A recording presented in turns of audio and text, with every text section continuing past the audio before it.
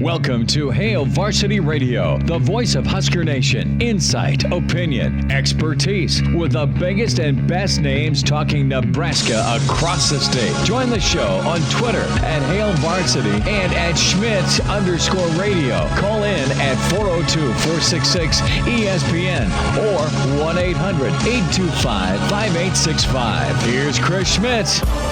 Welcome to it. Thursdays here at Hail Varsity Radio, presented by the Nebraska Lottery. Chris Schmidt, Damon Barr. We are in studio today at Longwell's yesterday for State Tournament Central, and tomorrow Class B action. Motzi will be on the call, and I'll be locked in for the A semis tomorrow night, 6 and 8, or around then, but plenty of hoops to get into. Tough way to finish for Nebraska basketball last night against Penn State. We'll get into that. Pretty good article by Bill Conley of ESPN. Who's going to be the new Clemson? Some candidates there to discuss. Brandon Vogel from Hail Varsity going to be with us in about 20 minutes. An old name and a guy I liked covering at Nebraska. He's been doing well in the CFL, and he's going to do some and has been doing some offensive line training. Yoshi Hardrick will make a return appearance after about a decade away in about 30 minutes. So we'll get caught up with Yoshi. Yoshi, one of the best characters in Mario, obviously. And Yoshi Hardrick, a nice get back in the day for Nebraska from JUCO. Bill Doleman, since we are iffy with how much time we'll have tomorrow with Hail Varsity Friday, Pride of Fairbury, Bill Doleman with us in 1 hour. Mitch Sherman from The Athletic. And then the Pride of Chicago, Danny Burke. Burke's Best Bets. A lot of underdogs doing work in the madness that is March. Numbers to get in: 466-3776, 466-3776, 800-825-5865. Can email Chris at HailVarsity.com. Give us a follow. Find us on Twitter. Can follow ESPN Lincoln at ESPN Lincoln. Do so with at Hail Varsity, at Damon Barr. That's 2 R's for Damon. Chris Schmidt, me, at Schmidt_radio. So, Damon, you got your hair cut since the last time I saw you. And, you know, Patrick Ewing was complaining about security stopping him. Before we get into Hoiberg and Huskers, here's Patrick Ewing, post-game, Georgetown legend, New York Knicks legend, Big East tournament at Madison Square Garden. And the 7'2" guy got stopped by security. But I do want to say one thing, though. I thought this was my building, and I feel terrible that I'm getting stopped, accosted, asking for passes. Everybody in this building should know who the hell I am. And I'm getting stopped. I can't move around this building. Like I was like, what the hell? Is this Madison Square Garden? I'm going to have to call Mr. Doleman and say, geez, is my number in the rafters or what? Yes, your number's hanging. You're a Hall of Famer. You're incredible. I love Patrick Ewing. That's brutal. Now, Damon Barr, do you still get stopped when you visit Pius? Do you have the same type of viewing treatment whenever you're on the grounds of Pius X? You know, I don't know if I would get that same kind of treatment, but I also haven't put myself in a situation to return yet, so we're waiting for that 10-year. Let's just call it what it is, a ban. All right? Let's just call it what it is. But I thought, I heard that, and I'm like, my Lord, Patrick Ewing is getting, yes, do you have your pass, please? You know, it's David Spade, the old Saturday Night Live skit, and you are, well, my name's Jesus, okay? Well, I thought that was hilarious. I'm sorry, Patrick. I'm more sorry for Nebraska because Husker basketball fans, I love you. I was one of you growing up, and I got to see the golden era like a lot of us with the Chubbucks and Stricklands and Pikowskis and Tony Farmers, and we talked a little bit about that with Jeff Smith yesterday. And, you know, that window that started in 90 and kind of ended with Ty Lue and Markowski and company. And then, you know, 7 years ago, the run in March for Nebraska basketball with Walt and, of course, with what Tim Miles did in his second year. And there's no party. As awesome as football is, the bandwagon fills up so full for basketball when Nebraska basketball's good, and people love it. I mean, it's incredible. And I believe Hoiberg and his optimism. And this year is such a strange year to judge progress. The immediate knee-jerk reaction with, what the hell's wrong with football, what's going on, that's been an ongoing talking point as we kind of point towards spring. With basketball, I mean, you did see improvement. You did see some glimpses. You saw a great half of basketball last night where you're up 15 and you're pounding Penn State, who's kind of dangerous enough to beat about anybody or be in any game on a given night. And you've seen some nice strides by Nebraska. They just can't put it together for 40 minutes. Penn State and Nebraska are probably the same team, except Penn State knows how to finish and win right now. And not at a great level. They're still at 11-13. But my point is Nebraska was in a lot of coin flip games on the hardwood this year. And, 7-20 is what it is. And just kind of ponder this. You can chime in with it, and we can kind of hit on it throughout the show. What do you chalk this year up to? Again, looking at COVID, judging progress with a shutdown and then an NBA-esque schedule for these guys. Do you remember this season for Nebraska basketball as you're 24 hours removed, less than that? Did you look at this season as more pain or painful, or did you see it as some progress? And the answer, not to injure myself straddling the fence, it's both, right? It was painful to watch the second half last night where Penn State went gangster with offensive rebounds and second chance points and got to the free throw line. You were at the 13.5-minute mark. Nebraska had already committed 7 fouls, and it's free throw time for Penn State. 23 points scored at the line. Penn State didn't shoot great. They did get hot, and Hoiberg called his shot because he knows what he's talking about the first 5 minutes of the second half. Can you step on their neck and bury them? And knows the answer. More times than not this year for Nebraska. We'll get some comments from Hoiberg in a minute, but both is the answer. It was painful this year because it's another 20-loss season. It was also a progressive season because you saw some guys kind of find themselves with McGowan, how he finished the year. There was a nice Thor resurgence. I really liked what Webster was able to do. Andre, I think, can be really nice. And then what are you going to get from a talent infusion?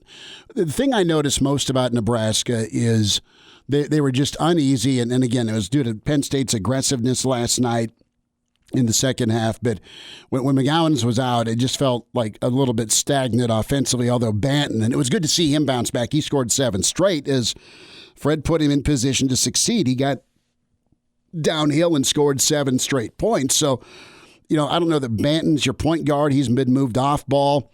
I hope he's a guy that comes back and can really grow and build because he's 6'9", and he's just a freak athlete. He's tremendously talented. I think McGowan's did a better job of taking care of the ball, and he's kind of a Westbrook-type quick twitch dude that you want on the team and you need on the team. And then down low, Walker's phenomenal. I feel bad for Walker. He just gets absolutely hosed game after game. With either reputation, and he doesn't have a negative rep in my opinion, but just how choppy this season was for him, first of all with the suspension and then COVID, and then he comes back and he looks at somebody wrong, and there's a guaranteed phantom foul on Walker in the paint 4 times a game. It's just garbage, and it's something that I hope gets addressed because it isn't fair to him. He's not doing anything wrong or illegal. He's not beating the hell out of anybody down low. He's just doing his job. They don't whistle him for that verticality rule where he'll stuff somebody, and you've seen about 5 jump balls called where someone's trying to take it into the paint on Walker, and he'll go straight up, and it's phenomenal. But, yeah, when you're trying to box out down low, whistle, Walker, foul. And you saw the offense be on high point in the first half with space and kickouts and threes, and Nebraska shot really well. And, I mean, Walker had a ton of assists, and for him to go through it with this offense in the high post, I mean, that's your recipe for success. Nebraska's job moving forward is to get more talent, get better, be able to practice more. I mean, they missed like 40 practices this year, honestly. So, again, if you're going to kind of label this season for Nebraska basketball pain or progress, where do you lean? And I'm going to lean, despite these losses, these blown leads, or the comebacks that fall short, I'm going to say there was enough progress the last 10, 11 games, despite the record. Maybe that's too beer being half full, but I think there can be a jump. I don't know what the jump looks like in year 3, but if you got a good core coming back, which you could and should, on top of adding some studs, we'll see where it goes. And you know, I really enjoyed watching the offense, the creativity, the brute force that Teddy Buckets provided. But this team's better. It flows better without him. It just does. And I hope he has a good career wherever he's at. It just flows better. And Lat also, you know, what kind of jump does Lat make? But Hoiberg nailed it. The first 5 minutes going to be so key. Here's Coach Hoiberg, the mayor, after the game last night. That's the thing we hit on, was extending that lead in the first 5, how important that would be as far as the outcome of the game. And they came out and punched us in the mouth and scored 10 straight and got all the momentum. You know, he cut 14-point lead down to 4. You know, he called timeout before the first media, and then, you know, you're in a fight the rest of the way. It's too bad, because I thought that first half was about as well as we played on both ends and held them to 23 points. That's a team that's playing very good basketball right now. We talked to our team about it's the exact same scenario they were in the last game, where they were down 15 in the second half to Maryland, and they just keep fighting and keep coming at you. And, you know, unfortunately, they got the loose balls in the second half that we got in the first half. And, you know, they out-rebounded us 23-11 in the second half. You know, our guys, they battled all the way to the end, but, you know, it's just so unfortunate that those first 3 minutes, you know, everything went their way, and they cut that thing down to 4. So Fred called his shot. He knew what was going to happen. He predicted it. He tried to prepare his guys for it. Nebraska didn't respond. Nebraska got in foul trouble. And there is some optimism and some brightness that was from Fred to his team after the game. But, you know, what is missing for Nebraska to be better for 40 minutes, for 35 minutes, for 32 minutes? And it really kind of comes down to consistency. I think the biggest thing is consistency. And, you know, I think we'll get that. I think we had 40 less practices this year than we had last year. And that matters when you have a almost completely new team. We're going to have continuity next year with a good core coming back and with some great additions.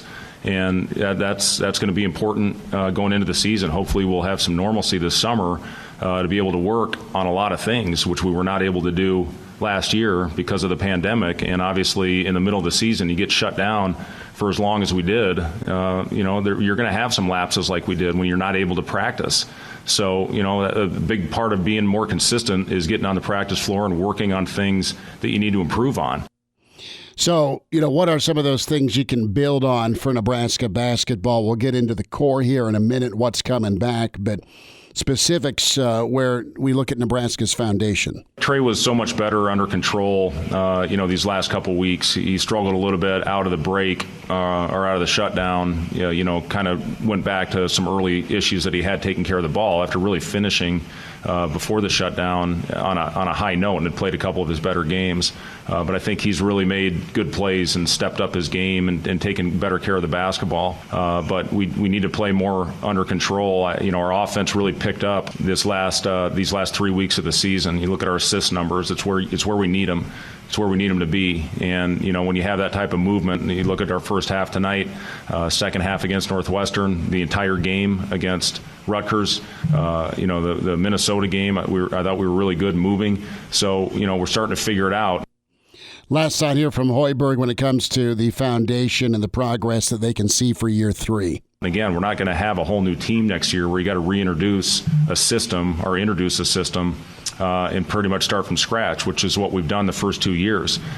We have a foundation in place, and that's huge moving forward. Again, hopefully we'll have a normal year where we'll be able to have practices and string them together and work and correct a lot of these things, that we pretty much had to learn through playing games this year because of the lack of practice time and the lack of a off season where everything by rule had to be pretty much in individual work or with your roommate. They weren't allowing us to do all those things where you build habits early before you get started. You take away the exhibition, you take away the scrimmage. Those are important games. You learn a lot from those.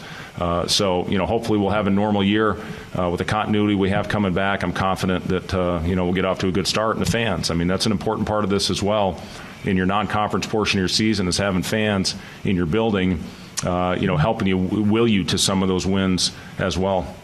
So let's just ballpark it here. Brandon Vogel's coming up to the question about pain or progress, right?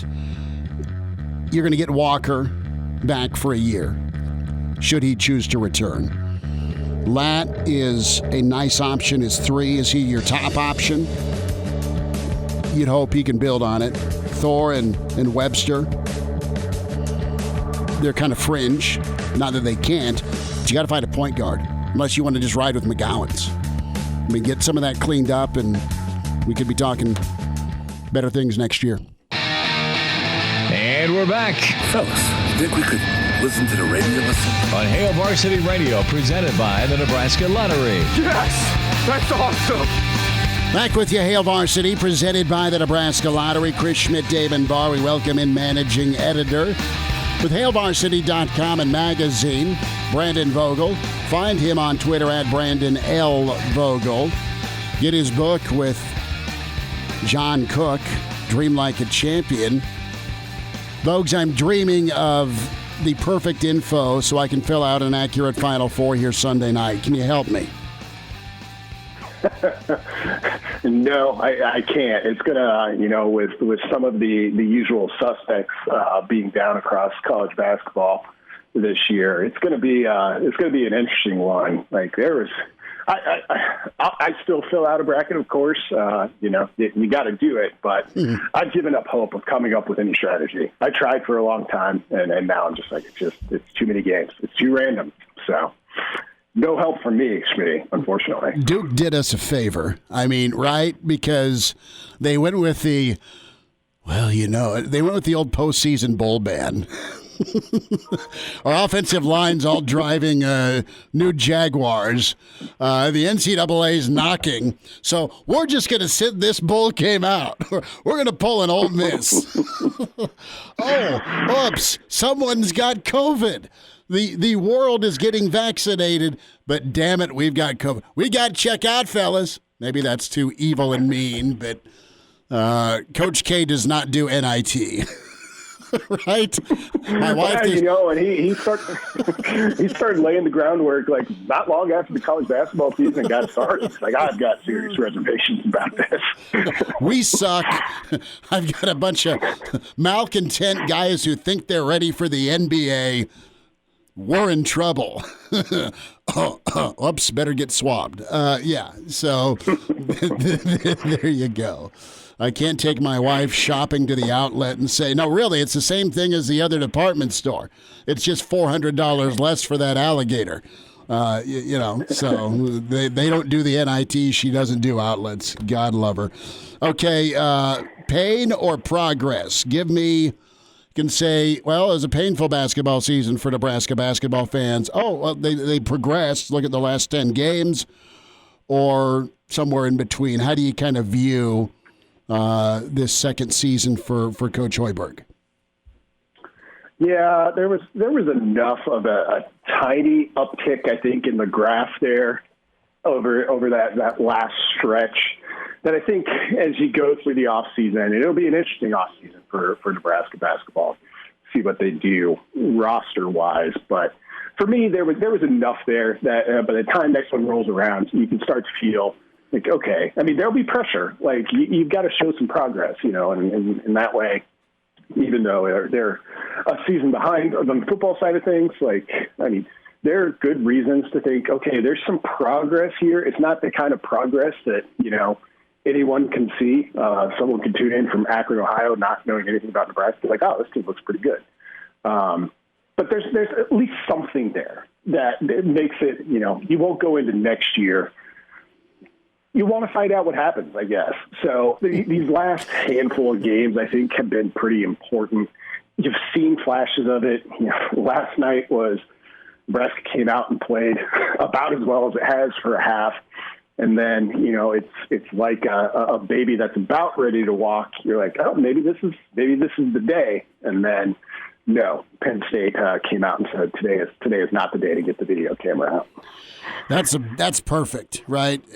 You just said it. I mean, this movie we're watching, you want to stick with it, right? For whatever reason. And I saw enough to go, you know what, man? This offensive system is good. Their defensive intensity is good. It's not good for long enough stretches, but these guys know what they're doing from a coaching standpoint and from a talent level. I mean, that they upgraded in talent level. I just want an upgrade in some basketball IQ, and that even progressed, right? And so I guess, a year from now, I'm anxious to see where Nebraska's at. And I'm not talking tourney run, but I think they can be knocking on the door and take one of those Duke NIT spots, maybe, right? So maybe that's too optimistic, but I just really think Hoiberg's super talented and super smart, knows his ball, and I think he's getting some talent here, and there'll be some infusion. Just got to keep that core together, and at least you don't have to hit reset, because this is the second time in as many years you started out with an entirely new team. That isn't the case going into year 3, we hope. Let's dive into some college football, Vogues, and Bill Conley does a great job. And, we kind of have broached this topic before. He wrote about it, and it's really kind of cool to see, the rise of Clemson, right? And I look at the Dabo era and how that got started off in 2008 as he took over for Bowden, and Nebraska beat a really high-level Clemson team with a lot of NFL dudes in that Gator Bowl, Joey Gans and company, and that was a sweet win, and that really kind of was a nice springboard for an elite defense in 2009, how they finished out 2008. But Clemson just kind of went back to work, and then they slowly built, and they're cranking out 10-4, 10-3, 11-2 type years. They get Deshaun at quarterback, and bang, they pop. And I'm wondering kind of your takeaway.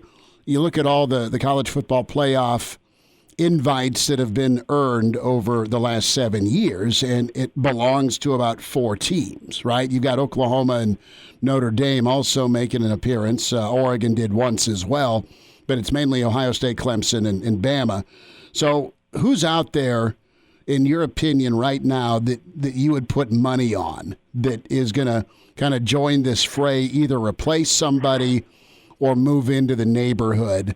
And anybody from the Big Ten that stick out. I think Iowa is playing good enough ball to be right there from a consistency standpoint. Are they going to get over the hump from that 8 or 9 or 10 win total to really do some damage? I think Wisconsin's recruiting at a really high level on top of just their blueprint. So those are the 2 teams I'd circle out of the Big Ten, at least West. Nationally or locally, anybody you're thinking about here moving forward?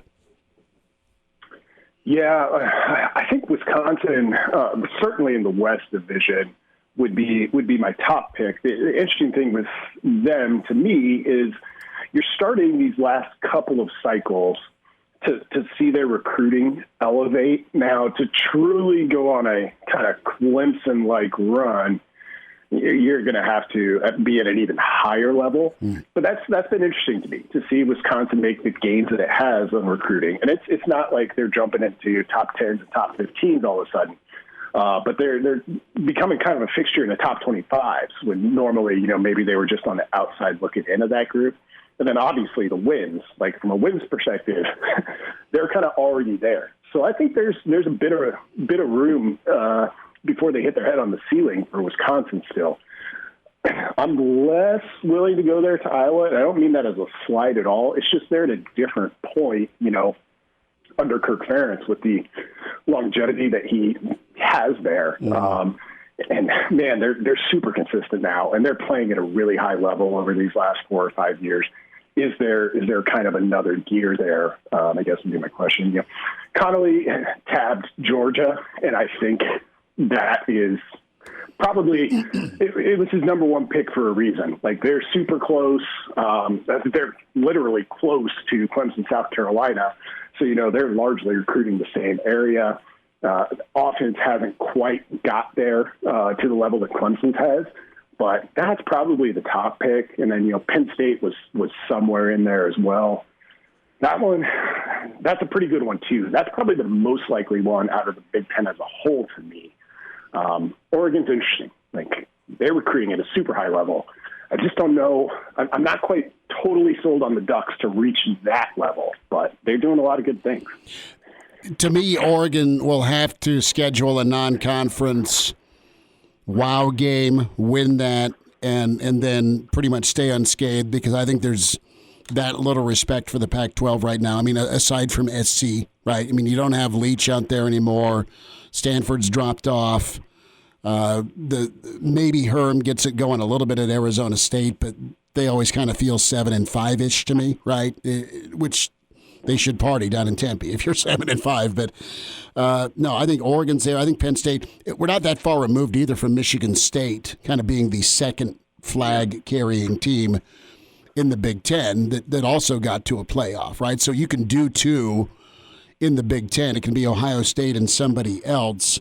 I think Mullen can really blow up down in Florida with the offense. Now, their defense has got to get a little bit better. And I'm intrigued, as I wash my mouth out with soap here, with what Sark's going to do at Texas, right? I mean, if he kind of brings that Bama mentality down there and is a little bit better with what he produces with high-level recruits, maybe Texas starts knocking on that Oklahoma door, Vogues. They could, with the numbers that I've looked at for Sark when he got that job, they would kind of suggest Tom Herman-like level for him. Okay. is kind of what I'm expecting from that. Now, that said, you know, that was based on a different time in Coach Sarkisian's life. Obviously, with two head coaching gigs removed from that now, and you get that Alabama stint can change some things for you. So if he turns that program into a kind of offensive juggernaut, the way, well, it'll be tough for anybody to be 2020 Alabama, but gets them in the neighborhood of that with the talent that Texas has access to. Yeah, they've got a pretty high upside, you know, which has been, well, always seems to be the case at Texas, but I could see it. I'm not, and I know you're not putting them in that group yet. There's enough there to think, okay, maybe I'll keep a closer eye than normal on that. But yeah, I need to see Texas shake out of kind of where it's been post national title, really, which has been really good. You know, 9-3, and a step behind Oklahoma. They've been a quarterback away and a run game away, right? Those two things. Brandon Vogel with us, hailvarsity.com and magazine. Vogues, I'll be interested to see if LSU kind of flips it and gets back to LSU. They've had so much talent, and what Jimbo does at A&M as well. Vogues, about 20 seconds less than. What's coming up from you on Hail Varsity? Yeah, so hard at work with the March issue, which will go to print next week. Just polished off a big feature story in there that I wrote, kind of looking at can we predict Nebraska's attrition before it happens? So did a lot of work on that over the past couple of weeks. So that'll be coming out online or in print, and then I've got some kind of online follow-ups to that.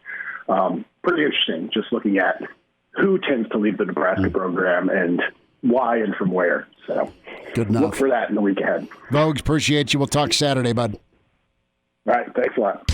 He's in his 30s, but sounds like he was born with a stogie in one hand and a brew in the other. Now, say my name. It's Schmitty on Hail Varsity Radio. I got the body of a taut, preteen Swedish boy. Back with you, it's Hail Varsity Radio, presented by the Nebraska Lottery. Love talking football, spring ball around the corner. We're talking to a world champ in the CFL. It's been a while to say hi to Yoshi Hardrick. Yoshi, what's good, man? Good to spend some time with you. How you doing?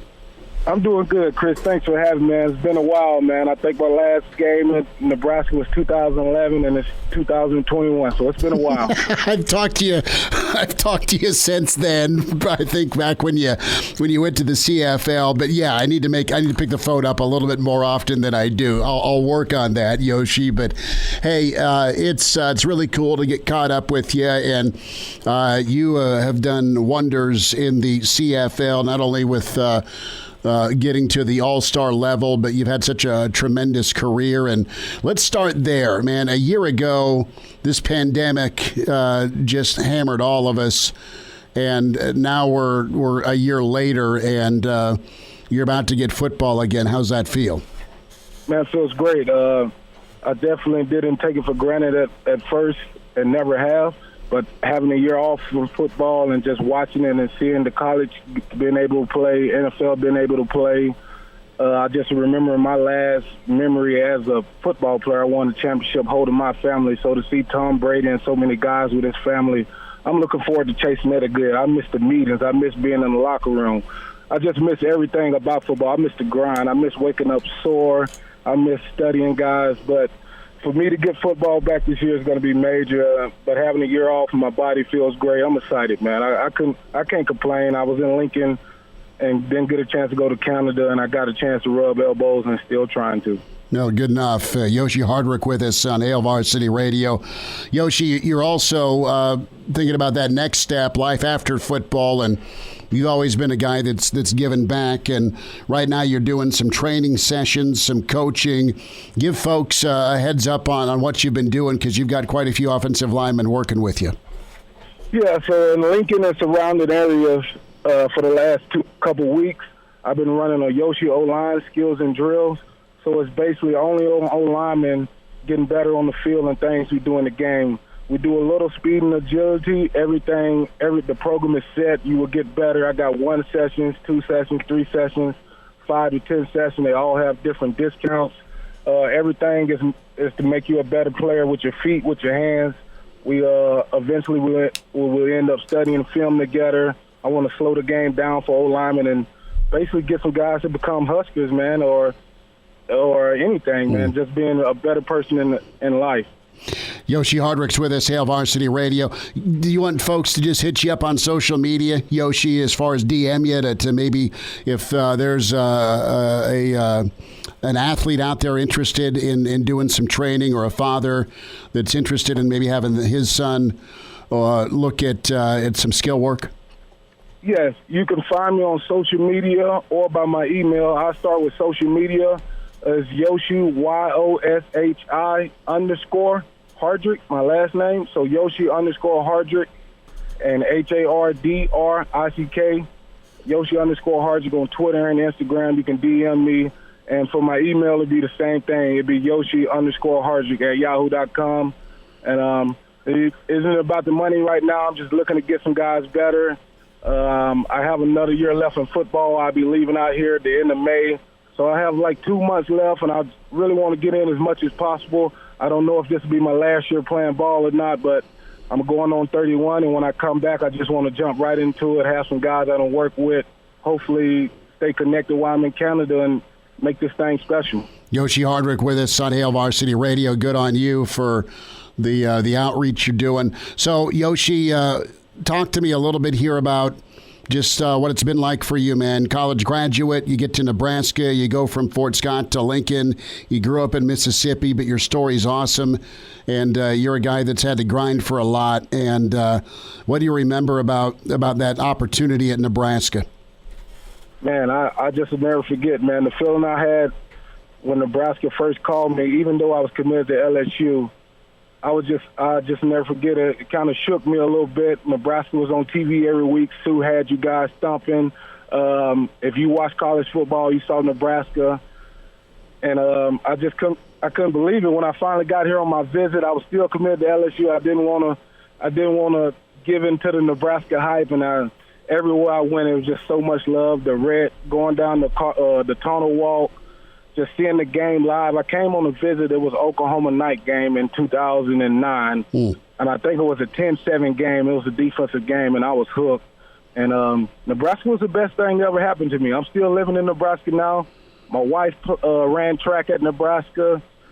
I have so many great friends here that I still work out with, still go to their businesses, and it's been great, man. I can't do it without Nebraska, man. I'm so glad I chose Nebraska. Yoshi, the Fort Scott three, you, Brandon Kenny, Levante David made such an impact in Lincoln, and I know you're close with Levante. How's life treating him? He got an extension that's obviously well-deserved, but Tay finally got that ring, and, man, Tampa looked fierce.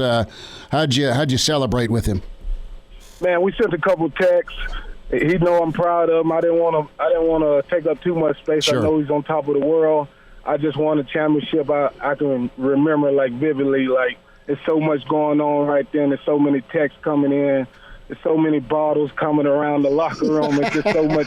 It's so much happiness going on. So I wanted him to enjoy the moment. So a week or two later, I reached out and just talked about the grind and how proud I am of him and just how he stuck with it. And he's going down like as one of the greats and just stay with it. And it's something I don't have to tell Levante. He's so self-motivated, and these are things he's going to do without anybody ever talking to him. So it's just great that I can still lean on him as a brother. I can still talk to him. Anytime he'll pick up the phone, my kids call him uncle.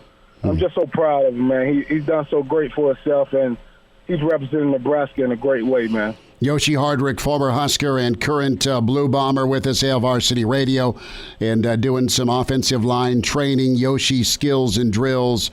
Yoshi, about a minute left if folks want to hit you up again when it comes to skills and drills before the CFL kicks off here. Give folks your contact info one more time if they want to reach out. All right, it'll be on my social media, Instagram and Twitter. It'll be Yoshi_Hardrick. And that'll be all. They'll pull up on Instagram or Twitter like that. And for my email, it'll be Yoshi_Hardrick@yahoo.com. And everyone is welcome, any age. Anyone trying to get better offensive linemen in Nebraska surrounding areas, we'll make it work. Yoshi, what's the one thing, man, real quick, you had to, make a real hard effort on going from high school to college? I mean, that jump, what part of your game did you really have to drill down on?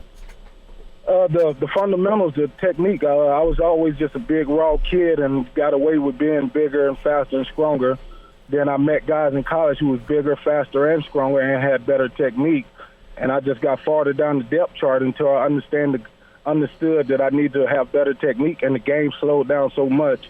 And once you understand that the techniques of the game, the why you're stepping this way and the why you're punching this way and why your feet need to move this fast, the game slows down so much more, and you can use your talents, and that's what I want to show people, and hopefully help somebody reach that potential before they get pro like me. Good enough. Yoshi Hardrick with us. Yoshi, be good. We'll do this again soon. Thanks for the time today. No problem. Thank you so much, man. I really appreciate it. Good stuff from Yoshi. Bill Doleman's coming up. Mitch Sherman, Pride of Chicago is Danny Burke. Hour 2 around the corner with Hail Varsity, presented by the Nebraska Lottery.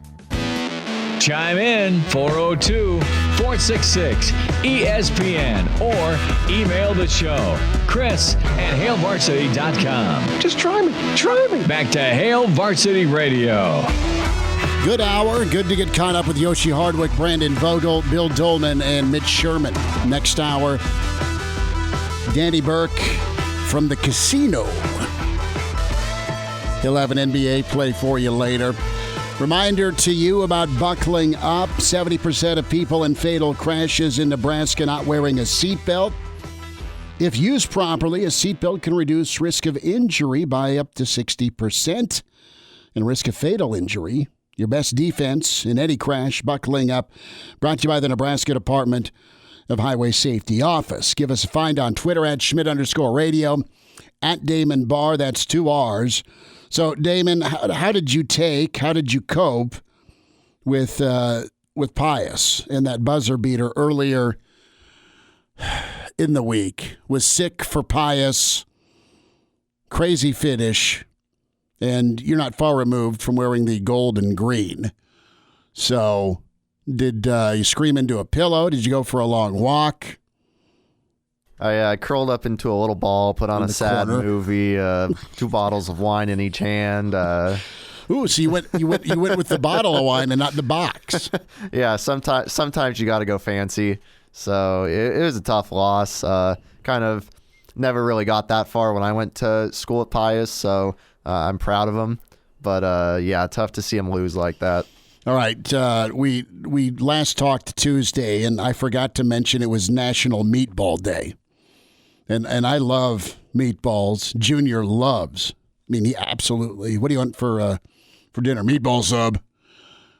I have always just kind of found and wandered my way in to somebody who's prepared meatballs. If we're watching a ball game or there's kind of a serving line with everyone bringing some grub as you watch, and I know we're around the corner from NCAA tournament time.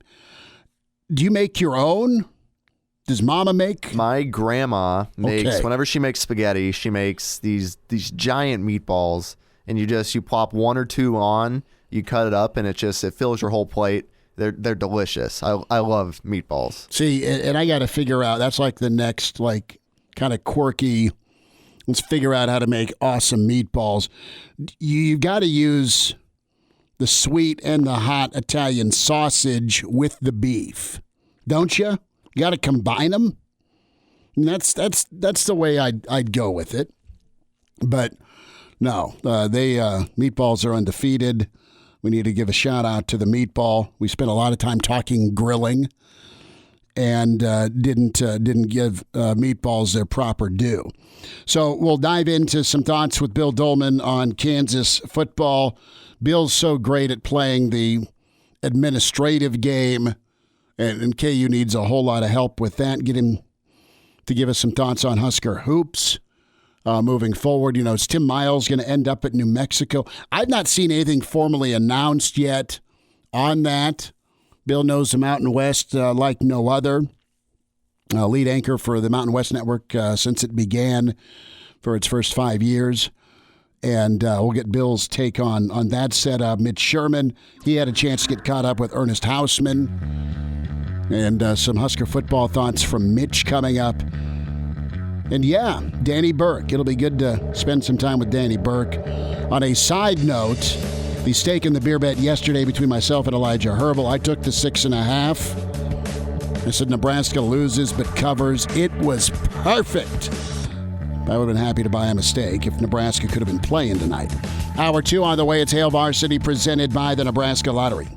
Welcome to Hail Varsity Radio, the voice of Husker Nation. Insight, opinion, expertise, with the biggest and best names talking Nebraska across the state. Join the show on Twitter at Hail Varsity and at Schmidt_radio. Call in at 402-466-ESPN or 1-800-825-5865. Here's Chris Schmidt.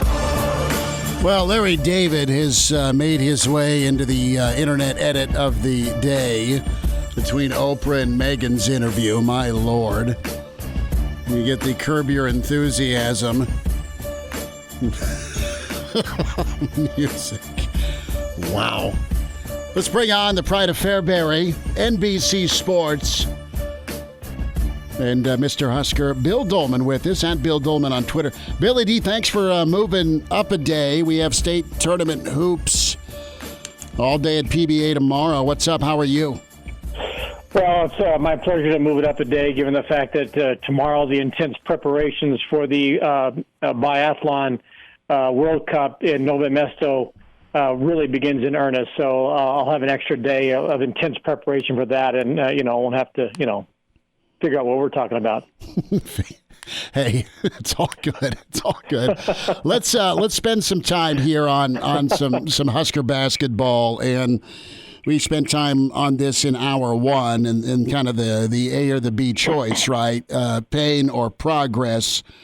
What did you think of the season now that it's over for Nebraska basketball?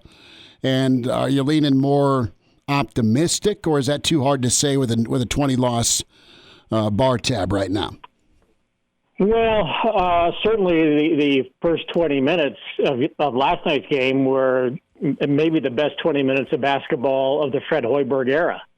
And I don't want to, be negative on the guy that left, but I think that there was an addition by subtraction.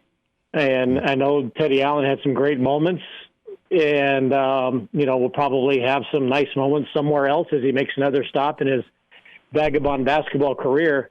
But they're just, since his departure, there just seemed to be a little more flow, a little more chemistry that they just didn't have. And I think for while he was around, watching that team this season, and I hate to continue to go back to the James Harden Rockets, but it's like, okay, well, James is going to do whatever James is going to do, and then we'll do whatever he doesn't do instead of being a part of it. And that just seemed kind of like what Nebraska basketball was about. And I'm not sure Teddy Allen has earned that. And in his absence, whatever it was, 3 games, 4 games, I thought they played with a lot more chemistry. And if they can find that kind of chemistry, and develop it in the off season, then I think there's a lot of promise. They got some decent guys coming back next year that you assume, but in this world of college basketball, I mean, they're already talking about John Calipari, scouring the transfer portal right now. It's like he's, in NFL free agency and college basketball and college football free agency. It's just really disheartening to see what's happened to the college games. But who knows what this Nebraska roster is going to look like. You assume that McGowan's is going to be back to play with his brother, and that's a good thing. I think Delano Banton probably improved more over the last 4 games with Teddy Allen gone than maybe anybody. Seemed to be a little bit more assertive. I assume Mayan will be back. Odorogo will be back. Andre, I think, was one of the most promising players the second half of the conference season, which was brutal for Nebraska. I'm not one to say, well, this is kind of the throwaway season because of the pandemic, or, all of this is happening this year because of the pandemic. Gonzaga and Baylor are number 1 and 2 because of the pandemic, and Kentucky and Duke are bad because I don't think you can do that. You play with everybody had the same hand, and Nebraska had, much more difficult hand probably than anybody because the Big Ten forced them to play every other game. So I think to a certain extent, Nebraska showed some moxie, and if those guys, can look back and see what they survived, then I think there's a lot of promise for the future if Fred Hoiberg comes back. Well, right. And Fred Hoiberg, what do you mean by that? If Fred comes back, you think he's just going to run for the hills? I just want to throw that card on the table, just, to stir things up. We are all bit. paying attention, and you just kind of made me spill my drink. And, I don't like spilling my drink on Thursday at 5:05. So, like that's any different than Monday at 5:05 or Tuesday at 5:05. Where the bottle's about gone, Bill. Okay, so that's the difference. So, no, I think if you were to put a wish list together, right? You get a core back. You're not resetting the roster. Finally, you're going to go into year 3. What how bright could year 3 be for Nebraska? And I know there's a lot of unknowns, right, with who's coming back. What do you get from 5-star McGowan's? What do you get from your 3-point specialist coming in, who returns? I mean, I feel pretty good that they can learn and be better and get more practices and not go through a death march of 15 and 30, all those things, right? And I think Fred's super smart, knows his team, knows the offense. I think Doc does great with the defense. So, I mean, I think it's there. What could we be talking about a year from now, Bill? I mean, are we talking an NIT berth a year from now? No, I think Nebraska's got to be thinking NCAA tournament. I think in this era of college basketball, I'm not sure that you build programs anymore as you do well on the waiver wire. Sure. And it's not. I don't think you can really compare Fred's rebuilding deal to Scott Frost's rebuilding deal. I think turning that Nebraska football program is turning around a major cargo ship in the high seas of Atlantic, during the perfect storm with a nor'easter coming in. College basketball, because it is so it is in such an era of transfers that you don't know who's going to come into a program and can make a difference right away. You don't build programs that, back in the day, when I was growing up and, watching Duke, North Carolina on a Monday night on ESPN or something, there's just so much transition.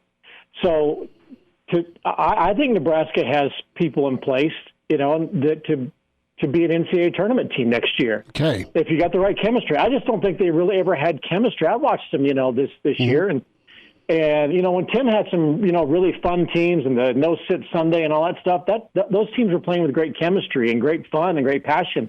I never got that sense of watching Nebraska basketball the first 80% of the season that there was, I think they worked hard and, I think they represented okay, but you just never saw that cohesiveness on the court. And again, I'm not bagging on Teddy Allen. It just seemed like, to a certain extent, that was square peg round hole at times. Mm-hmm. And Teddy was going to get his, and he was a spectacular player the night that he scored 41 or whatever it was. But you still got to play, with five guys in the flow and guys getting into a rhythm, especially when you launch as many threes as Nebraska does. So I don't see why they can't be in the Big Ten and be, a 500 club next year after what they've gone through this year, and then, make some shots. They have the strangest statistics. I've been following it all year long of a team that's 7-20. Yeah. And you look at, okay, let's take the Doane and McNeese State games out of it. But they're still, only outscored 74-70. Mm-hmm. And granted it's different in Big Ten play. I get that, but still, the 3-point shooting is remarkably similar. And based on all the threes that you see Nebraska launch all year long, it was like shooting it just to shoot it, not shoot to make it.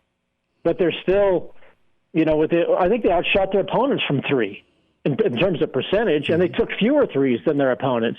Their assist to turnovers was right on par with their opponents. Everything is fairly even statistically.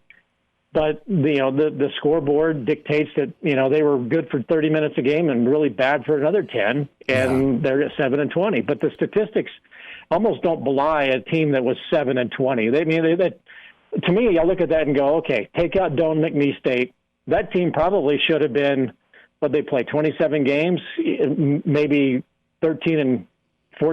Sure, they were there. Bill, I look at from a wish list standpoint. Get me a point guard, okay? And maybe you've got one on your roster because I thought the offense flowed pretty well with McGowan's. I don't know that Banton is your answer there, but you can do things with him if he comes back or if he – I'm not saying he's leaving, but you just wonder. You're going to have a kind of a crunch for touches. And you give me a point guard and get me – Lat's a good 3-point shooter. Is he a top-tier 3-point shooter? Maybe with more practice. Maybe he works on his game and gets a chance to work on his game. Thor's a kind of a complimentary. He's kind of either on or off. And Webster I like a lot too if he decides to come back, both him and Thor. But those guys could be complimentary guys versus go get me some stud 3-point shooter and go get me a point guard. Maybe that's already on the roster. Maybe that's an addition on the way with some of the recruits that are coming in. But I like the offense, and Nebraska seemed to take better, smarter shots, Bill, at least as the season kind of went on versus at different parts of the year. It was just really painful to watch their offense, and they forced a lot of really bad decisions. They got better at that as the year went on. And again, I think there was some addition by subtraction. And I remember at the beginning of the season, people were talking about Mayan being, this great 3-point shooter. I never felt like he was in the flow very much. He's hoping to get the ball. Right. Once Allen started to, kind of assert himself, it was like, how is anybody else going to get any kind of rhythm at all when, the ball goes into a hole and doesn't come back out? And unless there's a missed shot, then it gets kicked around. Nebraska just seems so disjointed at times offensively until the last 2 weeks of the year. And I don't know what you do with Banton. I get that he's a unique 6'9" point guard-esque type player, But, yesterday when he was doing all those drive-ins on Penn State, he looked like a pretty athletic guy that, you'd like to get going to the basket more than worrying about dishing the ball around. Yeah. But does he have the ability to be, a stretch 3 kind of guy or something like that? So I think that those are two guys that are pretty unique in terms of what is their role going to be. That to me, those two guys right there, and Odorogo probably need to find their place in the system, and then that's it. But I liked what I saw from Ben last night with his aggressiveness going to the hole. I don't know if he has a jumper, but he certainly is unique when he goes to the basket because not many people can guard him if they're a 6'3" guard. Bill, I've got about 3.5 minutes left. I need to tackle Kansas football. I need to tackle Tim Miles. Bill Doleman, put your AD hat on because I'm sure KU will be calling you. Who's your top target? Who's your top target for the Kansas football job? Whatever is the best helps us to best disassemble the program and just focus on everything else. I don't know what they do. I was surprised when they hired Les Miles, and I get that he and Jeff Long had some long-standing relationship back to their days, I guess, at Michigan. Mm-hmm. That just seemed to be an odd fit. It looked like some guy who's in his 60s who wants to get a paycheck and, maybe at best go 500. That he was kind of a caretaker of the program and didn't take very good care of it. I think that program's, a disaster. I don't know what they do in terms of their AD position because I think they've had, a fairly consistent revolving door in that position. I don't know if the NCAA is ever going to do anything with the basketball scandal that started to develop 5 years ago. I just heard something recently about Arizona getting, called into the principal's office. But I think that anybody who takes that job has to be scared of what, where the basketball program is and what its future is in terms of any punitive stuff. Maybe it's been decided already. I just missed it. But in terms of football, I don't know. I mean, I look at some of the people that are thrown out there like Lance Leipold. Yeah. I think, please God, don't let him take that job. No, I mean, and people are going to run from that job. Sorry. Right. And are they still paying Charlie Weiss? I don't know what they're paying him in, but possibly. But I just think that it's incredible to me that program, since Glenn Mason left, has just had a hard time getting any kind of traction whatsoever. I read where, they need to bring in, the guy from Army and start running the option. Well, yeah, I mean, Nebraska ran the option and had great success. Not everybody can. Mm-hmm. I don't want to dodge the question. I just don't know what they do because anything that they've tried to do over the years has been a disaster. Well, I think they may have some stuff dealing with David Beatty yet. Yeah, no, that's still pending. Got a minute. So, Tim Miles, New Mexico. Does that happen? Well, I think that'd be a great fit. I don't think the New Mexico job isn't what it was when I was in the Mountain West. I mean, that was a really fun gig, and they were still selling out the place and thinking they hosted the Final Four once, and I think that once they hosted it, they felt like they were in it every year. They had a very grand sense of self, but it's still they still like their program. It's a fun place to go when it's full, the pit, and I think that'd be a great fit. I mean, if Tim wants to get back in. They're talking about Brian Dutcher leaving San Diego State to go to Minnesota. I don't think Tim's like a San Diego or a big city kind of guy. Or like if Porter Moser goes to Boston College, I don't think he'd be great in Chicago. I think Tim plays in a Mountain West type environment. Mm-hmm. He's a small town guy from South Dakota. And I think that him getting into the Mountain West, if Leon Rice leaves Boise State, that'd be a great fit. Anywhere in the Mountain West would be a great fit for Tim Miles. And college basketball will be better to have him back in the game on the sidelines. Craig Smith, does Minnesota look at him at all? 10 seconds. Well, they ought to. He's a great coach. There's no question about it. When Tim and Craig Smith and Nico Medved were on the staff at Colorado State, that was pretty phenomenal. Mm-hmm. But is that a big enough name for Minnesota? I don't know, but I'm sure he would fit the budget because I don't think they want to pay somebody $2.5 million like they did Richard Pitino. Bill Doleman, Pride of Fairbury, NBC Sports at Bill Doleman. Bill, thanks for the time today, bud. All right, thanks a lot, and go Jeffs in the state tournament. And now, back to Hail Varsity Radio. Good to hear from Bill Doleman, and no doubt his wishing Fairbury well in the state tournament. We got to get Bill an updated list of Championship Saturday participants. We welcome in Mitch Sherman from The Athletic, at Mitch Sherman on Twitter. Mitch, how you doing? How's Thursday treating you? Not too bad. How are you, Chris? Good, man. I'm debating whether to go work out or eat massive quantities of wings, and I think I'm going to go do the wings thing tonight. Those are pretty opposite activities. Well, I don't know what activity Can't go wrong either way. I need to get a little more active with my my evenings. But hey, I want to start off and spend some time on Ernest Hausman. And nice get for Nebraska. Really loved watching him. A couple of games I got a chance to cover him last fall. And he's kind of played all over and really developed into a high-level ball player. And Big Ten really thought so, and Nebraska was good to get him. And I know you had a story on Ernest. And, the term catalyst is so appropriate. And as you look at the rest of the in-state talent, what's your feel with Ernest Hausman's role in helping peer recruit? Because that's something that's been pretty big for Nebraska in the Frost era here. Kids talking to kids and helping kind of get a big group here to move forward with one common goal. I think he can be a factor in helping sell Nebraska to Micah Riley Ducker and Caden Helms at Bellevue West.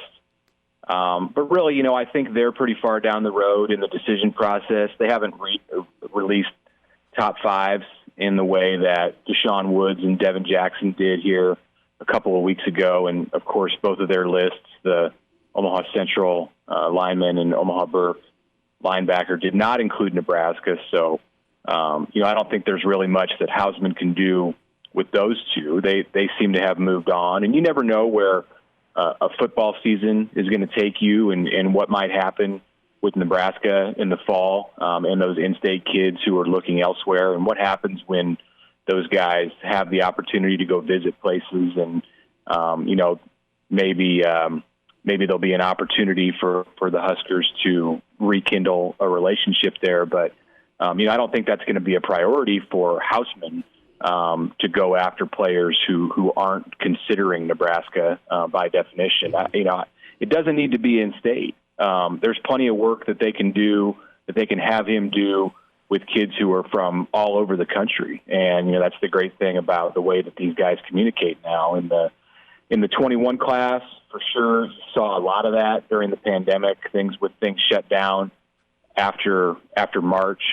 Yes, the in-state kids and the guys like Fedoni and Randolph Kapai, who are from right around here, and Henry Lutovsky and Seth Malcolm from Iowa, they had more of an ability to connect because of the geographical proximity. But players from the South, players from the West, were also active in staying connected with the guys who were committed, and some of them joined that list. So I think that's how Nebraska will look to use Ernest here in the early stages, is to have him connect with as many kids as he can. And the good thing with Ernest is that he's a willing participant in that. This is not a reluctant role for him to walk into as somebody who can be a catalyst and can be somebody that helps Nebraska build that class. I mean, with all that he has experienced in his life, moving to the state of Nebraska from Uganda when he was 5 years old, I think that he's got such an interesting story that he's going to be easy. It's easy for him to connect with kids and to sell them on what's special about Nebraska. Mitch Sherman's with us from The Athletic, at Mitch Sherman on Twitter. Mitch going to go to Nebraska basketball. Tough finish, great first half last night, and kind of been an ongoing theme here. How will you remember Nebraska's season this year, year two with Hoiberg? Well, you know what? I think it really depends on what happens going forward, because if this is a team that improves dramatically next year, if you bring back the core and you add the three players that are signed, a top recruiting class, one of the top recruiting classes in the league, and they take off and they make a huge jump next season, then there's a lot of benefit from what they went through this year to build that foundation. I know Fred Hoiberg said after the game last night that It's not going to be an entirely new roster, and obviously that's a good thing. They need to keep the core of these guys together. I mean, with Trey McGowan's, and we'll see what Kobe Webster decides to do. There are Derek Walker. We'll see what Thor decides to do. There are pieces there that can really help Nebraska. A lot of pieces that can really help Nebraska. Eduardo Andre obviously is a big part of their future. So the story to me of this team is unwritten, because if they're the foundation for something to get Nebraska to the place where it takes off as a program, then that's part of the legacy of the 2021 team. Mitch, that's well put, and it could be really fun times again for Nebraska basketball fans a year from now. High-level recruiting class coming in, and you saw some progress. They just gotta finish better. But I thought Fred's pretty matter of fact with his takes on things. He just lays it out there, and I don't look at him selling me that we missed 40 practices and yes, there was a COVID shutdown as an excuse. When the mayor says, "Look, man, we'll get better, and here's why," I'm gonna buy that, and I think. You saw guys get more comfortable. I like his offense. I think Doc's defensive setup's good, and they've got some ball players, and it'd be nice if Walker would quit breathing on people to pick up whistles, because that seems to just happen all too often. Mitch, some football thoughts. You covered the Big 12 a lot with ESPN. You're still plugged into college football around the country, and Les Miles let go, 80 Long let go. And I know Kansas naming their wide receivers coach as interim right now to kind of mind the shop, but a lot to do down in Lawrence. And Emmett Jones is going to be the interim here. But I've seen names kind of thrown out there, and what's realistic for Kansas to attract name-wise? I know they got to hire an 80 first, but is it too risky a pitch right now for guys that, they want to jump to Power 5, but I'm not going here? I mean, what's your read on this opening? Well, it's going to depend, as you referenced, on who they bring in to run the athletic department. And, it's an appealing job because of the basketball program, but then there's a lot of uncertainty about what's going on with basketball as NCAA sanctions loom, and, what's Bill Self's future, how much longer is he going to coach? So, but Kansas basketball is Kansas basketball. It's a premier job, and that's the number one selling point in bringing in that athletic director. But his priority and his top job, as it was with Jeff Long, is going to have to be to rebuild the football program, and it's a tall task, because the commitment, from the university, and just the passion from Kansas fans, it's just not there on a large enough scale. I said this earlier, and I believe it, that when Kansas fans walk out of that stadium after a game that they've lost, whether it's a heartbreaking loss or a 5-touchdown loss, I think they move on pretty easily. It's not something that sticks with them for an entire week in the same way that you would see at Oklahoma or Texas or other places in the Big 12, certainly in the SEC. At Nebraska, it's like that. There just isn't the history in the program to get fans to a place where it matters so much to them. It's like one of the most important things that is happening in their lives, almost to an unhealthy level. That's what you need in college football to be able to compete with the best programs. I mean, it's reality, and Kansas does not have that. So they've got to get that. They've got to win first, and then build up some of that passion and that buy-in from everybody. So, look, I think there's going to be people who are interested. I think there's going to be good coaches who are interested, and some of that's going to depend on who they bring in to make the hire. They have to make a good athletic director hire, and if they do that, then even at this late juncture this is not the normal time to hire a coach, into April, which potentially is when they're going to be making that hire. But I still think that it'll be attractive to some successful group of 5 head coaches. Now, they're not likely going to go pull a guy from a Power 5 head coaching position, but there's good coaches out there at the Group of 5 level and even at levels below that who can do good things for Kansas. But there's a long hill to climb for that football program. You hear Skip Holtz, you hear Jay Norvell, and you hear Lance Leipold, Craig Bohl mentioned. And you also, Politi, and I know you had referenced something on social media with Ryan Held because of his connection down in Kansas. Not that Held's a name per se on the top of the list, but a guy that's familiar with Kansas. And real quick, why, in your estimation, why did Glenn Mason do so well, and why did Mangino do so well? I mean, I think those Kansas teams that Mangino had were really tough. They were good football teams. Why could they do it? They caught fire in 2007 for sure. They had a great quarterback with Todd Reesing, and Mangino's offense worked, and it was the year in the Big 12 when things were wide open, both in the league and, with everything offensively. I mean, you remember it was Kansas and Missouri playing at the end of the year for an Orange Bowl, what ended up being an Orange Bowl bid for Kansas. So that was a different year in the league for sure, different than normal, different than what the environment is right now. With Mason, I mean, he was a good coach, and they were patient with him. So it's different than Mangino. Like with Mangino, I think things just kind of caught fire that year in 2007, and they had the right combination of guys. There were some other NFL players. Well, there were some NFL players. Reesing was not an NFL guy, but there were NFL players on that team on the defensive side. Yeah. And right in the secondary too. So they had the right recipe at the right time.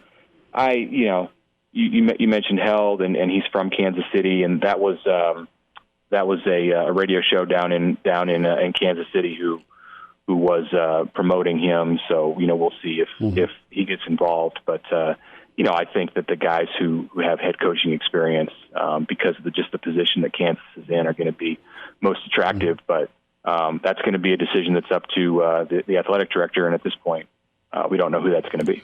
Mitch Sherman with us from The Athletic at Mitch Sherman. Mitch, thanks for stopping by today. We'll get caught up soon, and always appreciate you jumping on, man. Okay, thanks, Chris. Take care. Mitch Sherman, good to hear from him. We'll head to the casino next. Danny Burke, Pride of Chicago. Burke's best bets on the way. And now, back to Hail Varsity Radio. Back into it at Hail Varsity Radio, presented by the Nebraska Lottery. It is tournament time. We welcome in Danny Burke, host of Rush Hour with VSiN Sports. Burke's best bets. We love talking to Danny. Follow him on Twitter at DannyBurke5, and you find him on the Hurrdat Media app, as well as, of course, across the nation. Different spots have Rush Hour going 6 to 7 Central. Pride of Chicago, how's your Thursday, man? I'm doing good, Schmitty. Like we keep saying, the weather's getting a little bit warmer and warmer each week. So the more that happens, the more we're closer to getting back out on the links. No kidding. Get some golf going and find your way into Wrigleyville is kind of where I'm thinking your mind is going. Let's start with some Big Ten. Tough for Nebraska last night, but, the friends in the desert right on the money there with that 6.5, 7-point number, and tight game, a Nebraska cover in some spots, but a Penn State win outright. A lot of regrouping for Nebraska, but at least it'll be kind of a solid foundation with returning crew. So that's something to look forward to. A couple of games in action. I know Indiana Rutgers is tipped off already, but going into it, -3 was the number for Rutgers, a game that Rutgers has got to have. Indiana really needs to put a monster run and cut the nets down, quite frankly, and Indy to save their coach possibly and get in. But what do you think of this here? Rutgers has just been a mess shooting the basketball. Indiana's been very stagnant offensively, but they've got great size here. Any interest in this game? I didn't have as much strong interest in this one, but, my lean was with the Scarlet Knights in this spot. I mean, look, both teams haven't necessarily been a steady bet throughout the course of the season, right? But I think as of late, I've garnered a little bit more confidence with this Rutgers team, and that's where it was indicated on the spread as well. I mean, this one looks like it opened as a pick-em in some spots, and you're seeing it as high as 3 in favor of the Scarlet Knights. So I tend to agree with that market movement. I'd probably if I was making the bet, would have went with Rutgers in this spot. In terms of the total at about 130 and a half, I think that's set pretty accurately. Haven't really done anything with the totals whatsoever, but yeah, this one I think is set right in terms of that total, so I'm going to stay away from that one. But, if I was putting any money on it, like I said, I would have been going with Rutgers. Danny, to depart, we'll get to Wisconsin, Penn State in a minute, but when it comes to steady bets, what have you kind of zeroed in on here this March? It's been so crazy, and I know we're climbing out of the pandemic, but different teams have had different shutdowns, and it's not been uniform at all. What's kind of a hard and fast rule you followed when you've been analyzing different opportunities? Yeah, I think one of them, because of how unique this season is personally, I kind of stick away from the teams, coming off that big layoff, whether it be for COVID or whatever, or other reasons it may have been. And that's not to say that it's an automatic bet against. It's just one of those where I kind of want to regroup and get a feel for this team, like when Michigan was off for such a long period of time and coming back. Like, that's a tough spot to come back from no matter what team you are. So, I would tend to look to save them in those spots, but that's factored into the line when it's set. So typically, I honestly like staying away from it at that point. And then obviously it's all about riding that momentum, right? I mean, Michigan State got on their nice little hot streak, but then they fall victim against Maryland. So you don't want to get caught up too much with some of these, more middle-of-the-pack teams that are getting on a hot streak. It'll come back to bite them eventually, no matter what situation it is. Something crazy always happens in March, and more so, the talent's going to most likely weigh out in the end of it. So don't get too caught up in the hysteria with some of these lower teams. But at the same time, you don't want to overreact to some of these top-tier teams losing. Like, if Michigan ends up having an early exit, like we've seen them struggle as of late, don't freak out because of it in March. I mean, this team is still very soundly built, so I think you can take advantage of some of those squads as well that maybe not getting as much recognition because of an early exit in their conference tournament. Dangerous game tonight for Wisconsin. Penn State does not die. Down 14 to Nebraska, down double digits to Maryland. Penn State's a very dangerous 11-13 team. Wisconsin's been fading. Line's at 5.5 right now. Wisconsin, they'll tip off tonight. Any interest in this one? Nothing that I put officially, but I know, we just talked about teams who have been steady, and Wisconsin certainly hasn't been that. It's been the opposite for Penn State. But granted, you got to take a look at who Wisconsin's past few opponents have been in Iowa, Purdue, and Illinois. Conversely, for Penn State, you get Nebraska, Maryland, and Minnesota just looking at the last three. So, look, Penn State's always seems to be a gritty team. I mean, especially at this time of the year. So for them to come back and battle against Nebraska, despite how bad the Cornhuskers have been this year, you got to tip your cap. But for this game, if it was like at 7 or so, Schmitty, I think I'd be looking the other way.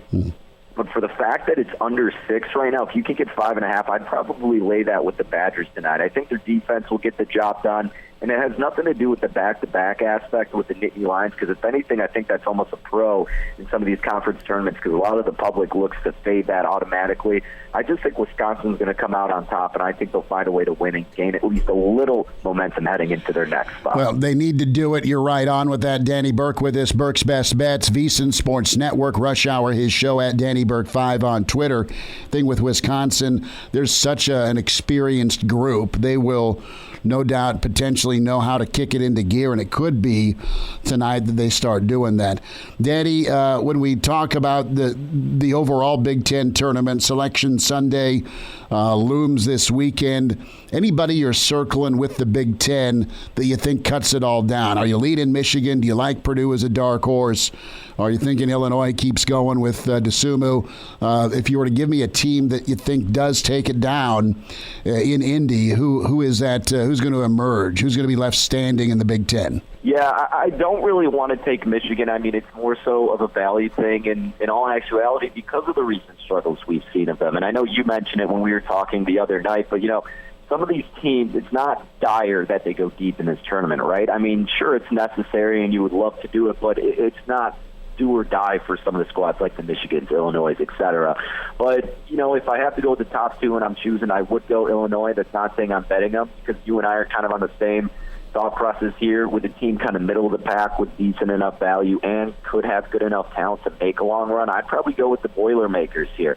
I mean, this is a team still fighting, not necessarily to get in, of course, but more so for the highest seeding that they can get. So I think they have enough talent to take advantage of this tough conference that might just end up beating itself up along the way, and there could be a considerably solid path for this Purdue team if all goes according to plan. So I would probably look at Purdue as high as about 5 to 6 to 1 odds. Danny Burke's with us. Danny, less than a minute here in NBA play tonight. What are you thinking? Yeah, I'm going with the hometown boys tonight. Schmidt off of the All-Star break. I like the Bulls in this game. No Embiid, no Simmons because of the COVID-19 protocols for the 76ers. Last time they played in Philly, the Bulls had a chance to win. They fell victim because Embiid dropped 50 in that game. It also looks like Lauri Markkanen may return for Chicago. Even if he wasn't, I think it's a good opening night spot for the Bulls in this game. And it opened at 2. Now it's at like 3.5 or 4.